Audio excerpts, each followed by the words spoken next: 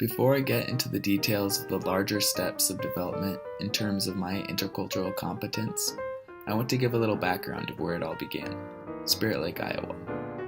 My family roots grow deep in the Midwest, as both my mother and father's sides have lived in the Bible Belt of the United States for more than 4 generations. My friendly, quaint Iowa town of just 5,000 of some of the nicest people you will ever meet is also probably one of the most non-diverse places I have ever been.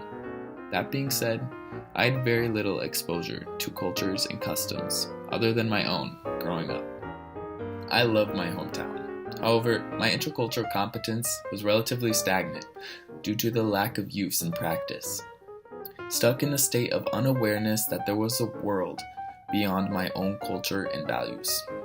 That was until my freshman year was coming to a close, and Mrs. Taves, my English teacher, told me about some kind of program high school kids do, where they spend a year in another culture and country, an exchange program. Mrs. Taves told me that the following year she was going to host a German kid.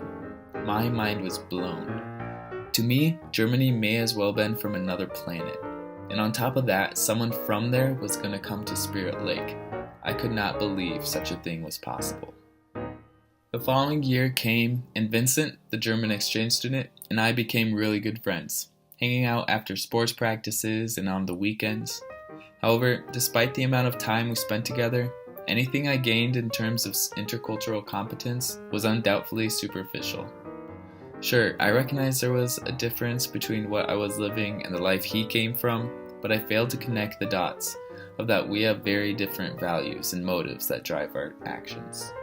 As sophomore year ended, Vincent returned to Germany, and I was begging my parents to host our own exchange student. I was immediately confronted with a no. But as I came back from a trip from that same summer, I found several exchange student applications on the kitchen counter. The following couple years, my family hosted Michael and Moritz, 2 Germans. Just recently, I asked both Michael and Moritz about their transition into the United States, and also the culture of our small Iowa town. Michael said that without a doubt he was nervous, but dove into our culture with clear intentions, that instead of saying, "That's stupid," right away, he tried to understand why we did a thing a certain way. Moritz continued and told me that he did not know all the rules or how people would react if you break those rules. So the fear of messing up caused him to overthink things, causing stress. Nevertheless, by the time they left back to their home countries, the 2 acted and talked just like any other American.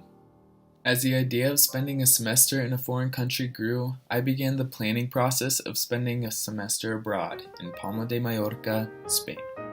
In the beginning, as I just arrived in Palma, although I was nervous, as was Michael when he came to the United States, the transition to the daily life and culture honestly was not very difficult.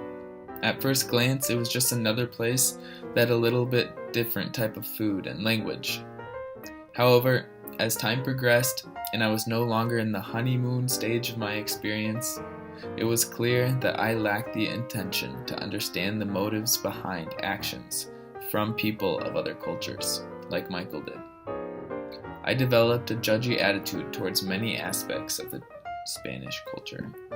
It was around this time of my experience that I was beginning to realize that integrating myself into an entirely different culture was more difficult than I originally thought. In many instances in Palma, in settings with native Mallorcans, and in instances as I visited my exchange brothers and friends, mostly in Germany and other parts of Spain, I began to realize my own personality and role began to change and retreat. I became more reserved and quiet, in fear of acting or saying something seen as abnormal with respect to the given culture. For example, in my UIB class, I am involved with the same group for class group projects. In the United States, I would normally be one of the most active members of a group, adding ideas and heading the organization of how to execute the project. It's been a little different here, as I rarely say any opinion about the task at hand. One of them even told me that if I have any ideas, I should say them. But it was not that I did not have any ideas or thoughts, it was that they were way too different from the others. What I figured developed from the Mallorcans sharing a similar educational background. They were all on the same page of how and what the project would be, building off each other's thoughts, leaving mine seemingly too foreign to even suggest. Just like Moritz had suggested about his experience in the USA, I was overthinking everything from thoughts to actions. Other similar instances occurred when I was visiting my friend in another part of Spain and Moritz in Germany. In both cases, they asked me why I wasn't talking much and if I was okay, especially when we were with their other friends. I felt so uncertain and was almost socially paralyzed because I was unsure how to act or what to say in order to do so according to the cultural norms. When my exchange brothers and exchange friends were in Spirit Lake, they were in my environment, a town where I knew nearly everybody and they knew me. I know the customs, the language, the normal way of doing things. In Spirit Lake, I am comfortable, naturally, because I have a lot of control, knowledge, and experience of the environment I am in there. Coming from a background of nearly zero cultural diversity to a foreign country, surrounded by different customs and values, proved to be a major step in self-discovery. A semester in Spain, in which was an experience I intended to use solely for learning the language, ended up being an experience where I would learn so much more. This semester living in Palma and visiting past exchange students really pushed me to experience life outside of my comfort zone, to live with less control and some more uncertainty. This experience has opened my eyes to how much consistency, time, and intention is required to make any real significant development in my intercultural competence, and the self-realization that it takes more than just 4 months in a country to do so. In my eyes, no one is truly interculturally competent, for there's always something else to learn from the world and the people around us. What I have learned is that it is a continuous and ongoing journey that I must keep traveling in order to improve myself as a citizen of this world. So, in conclusion, this semester has helped in the development of my intercultural competence by leaps and bounds. It has been a wake-up call of my lack of preparation to interact with those of other cultures.